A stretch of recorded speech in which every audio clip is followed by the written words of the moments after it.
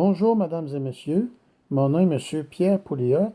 Je veux vous parler de mon expérience de travail à la résidence Charles-Renaud.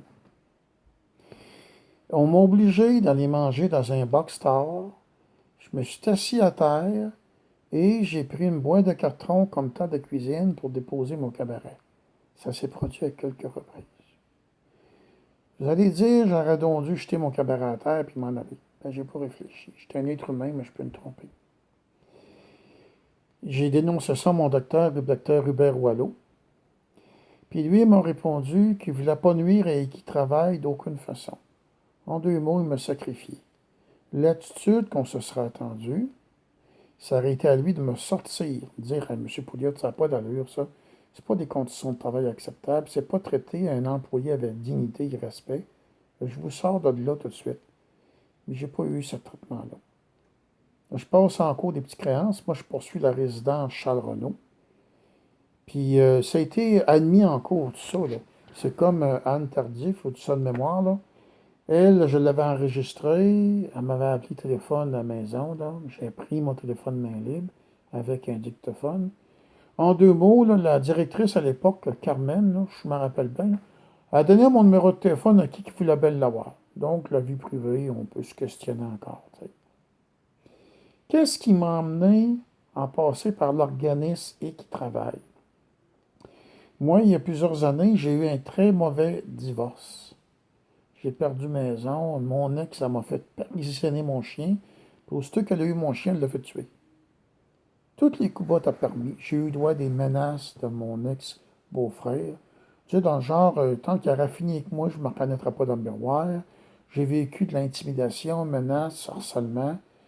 J'étais un être humain, mesdames et messieurs, moi. J'ai fini par craquer, j'ai fait une bonne déprime. Tranquillement, je suis relevé. Vous connaissez le proverbe, s'asseoir, c'est humain, se relever, c'est divin, rester assis, c'est sans dessein. Je me suis relevé tranquillement, puis j'ai été longtemps à travail autonome, mais à un moment donné, ça ne fonctionnait plus. Fait que j'ai voulu faire un retour au travail comme salarié. Puis là, on m'avait parlé des qui travaillent. J'ai passé par l'entremise. Si je me rappelle bien, le gars, il s'appelait Francis Couillard, le gars qui s'occupait de moi. À vrai dire, il ne s'est jamais occupé de moi.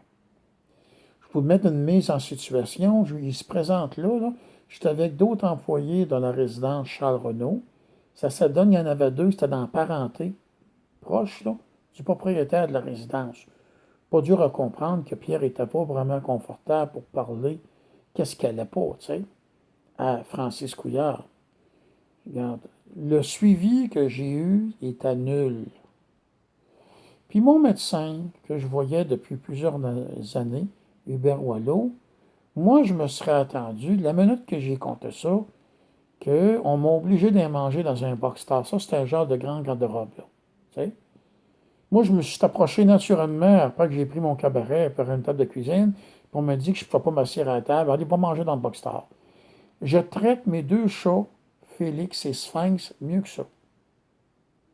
J'ai pas réfléchi, mesdames et messieurs. Bien sûr que j'aurais dû dire, tant de m'arriver avec ça, là. Toi, tu peux pas t'asseoir à la table, va manger dans le box-star. J'aurais dû dire, mets mon cabaret sur la table, moi, je m'en vais de là. C'est pas humain de traiter quelqu'un comme ça. C'est pas humain. Puis, point de vue dignité, ben aussi, on peut se poser des fortes questions, hein. Puis ça, là, tout a été prouvé à la Cour des petits créances. Si vous voulez le vérifier vous-même, il y en a qui sont bons, que l'ordinateur, ils peuvent aller voir sur le site du Palais de justice, aller voir Pierre Pouliot et la résidence Charles-Renaud. Ça va vous donner le numéro de dossier. Après ça, là, en cours, c'est enregistré, ça. Vous pouvez vous-même aller écouter au Palais de justice de Québec l'enregistrement, tout ce qui s'est dit dans la cause Pierre Pouliot contre la résidence Charles-Renaud. Ce que j'ai compris, moi, du bout de papier que j'ai reçu du juge, là, c'est que j'ai pas poursuivi la bonne personne, j'aurais dû poursuivre et qui travaille, l'organisme qui s'occupait de moi. Là. C'est ce que j'ai compris. J'ai tout, me suis planté sur toute la ligne, mais ce que j'ai vécu reste les faits. Moi, je suis un homme de 50 quelques années. Je veux tenter un retour au travail sur le marché du travail comme salarié. Je passe par un organisme qui s'appelle Équitravail, qui est sur le boulevard Charest, à Québec, là. Et tu es étiqueté, là, maladie mentale, là. Pourtant, moi, je suis pas plus fou que personne. J'ai fait rien qu'une bonne déprime, tu sais. C'est tous les gens qui ont pris des antidépresseurs de leur vie, là. S'ils seraient étiquetés, il ne reste plus grand monde qui n'a pas d'étiquette dans le front, hein. Faut le dire d'avance, tu sais. Mais il me suis ramassé avec une bonne déprime. Ben oui, avec tout ce que j'ai vécu.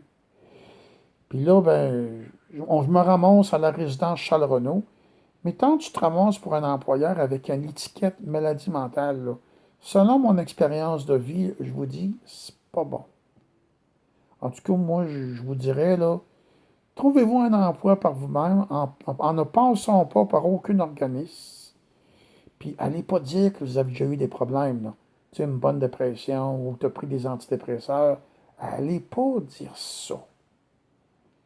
Tu es étiqueté, puis selon mon expérience de vie, là, c'est pas bon, mesdames et messieurs.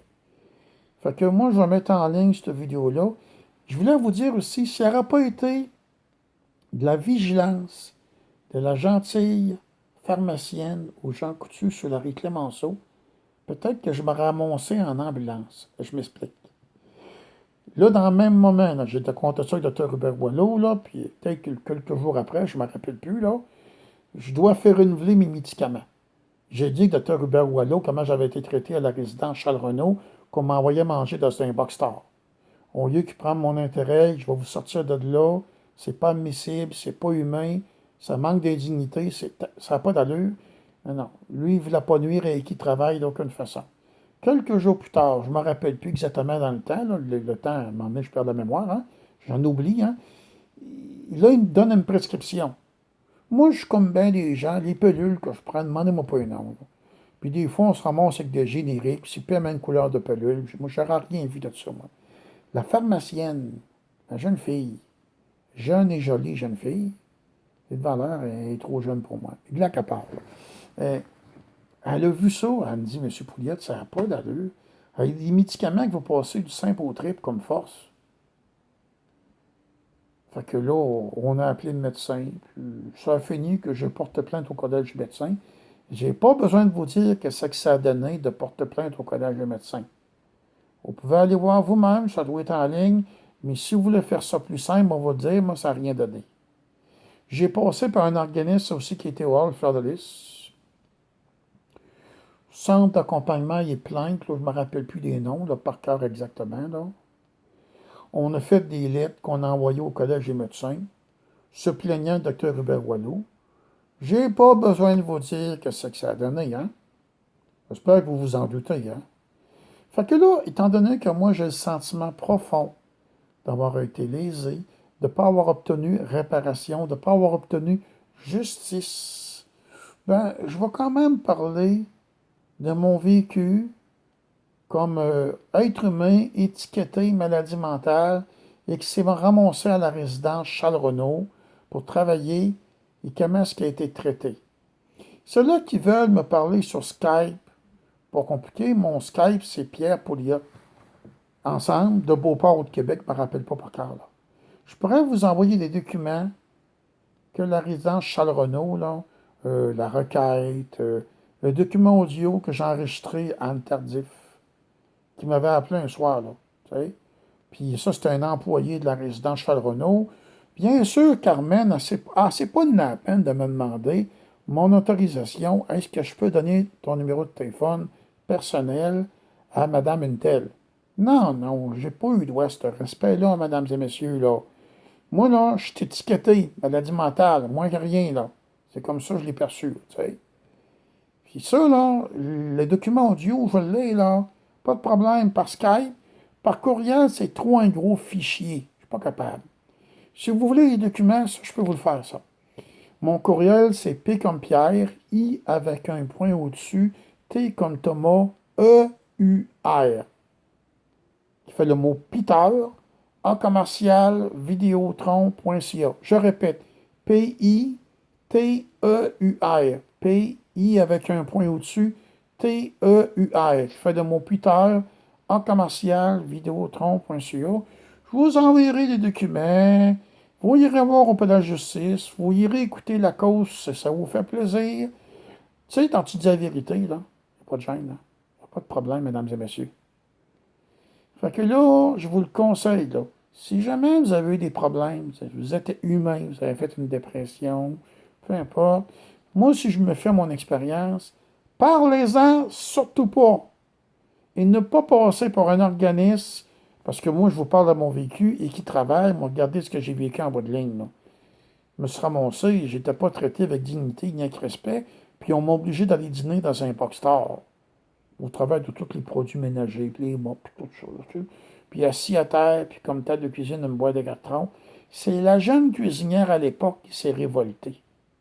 Elle avait à peu près 20 ans, peut-être 22. Oui, j'ai fait une erreur. Dès le départ, Anne Tardy, t'en m'arrivait en me disant, Pierre, tu vas aller manger dans le box-store. J'aurais dû garrocher mon cabaret à terre, puis je me retourne chez nous. J'ai le droit de faire une erreur, mesdames et messieurs. Bonne journée.